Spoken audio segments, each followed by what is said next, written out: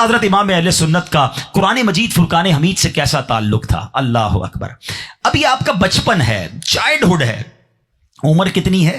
सिर्फ 4 साल। अब जरा देखिएगा कुछ लोगों को किस तरह बचपन से सेलेक्ट कर लिया जाता है। कुछ औलिया ऐसे भी गुजरे हैं जो मादरजाद वली हैं, ये भी याद रखिएगा। औलिया किराम की बहुत सारी किस्में हैं। कुछ औलिया वो हैं जिन्होंने अपनी लाइफ गुजारी और गुनाहों भरी जिंदगी गुजारी थी, मगर किसी एक लाइफ में ऐसा टर्निंग पॉइंट आया कि उन्होंने तौबा की और अल्लाह ने विलायत का मर्तबा अता फरमा दिया। जैसे हजरत फुज़ैल बिन इयाज़, तौबा से पहले आप बहुत बड़े डाकू थे, मगर तौबा की, अल्लाह ने बहुत बड़ा वली बना दिया। हजरत जुनैद बगदादी के बारे में आता है पहलवान थे।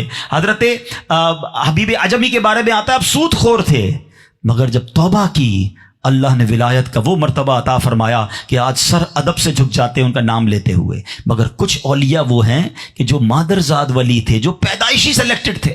सैयदी आला हजरत 4 साल की उम्र है और आपने पूरा कुरान नाजरा पढ़ लिया था। बचपन शरीफ का वाकया कि एक कारी साहब ने, वो आपको पढ़ाने आते थे घर पे, कारी साहब, तो उनका हाफजा बड़ा मजबूत था।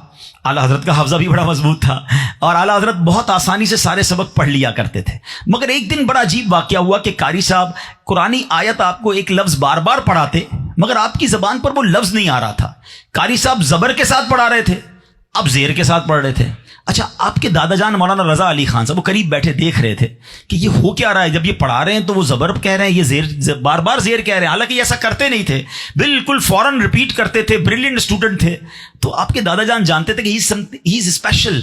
तो आपने कहा कि एक और कुरान का पुराना नुस्खा मंगाया जाए।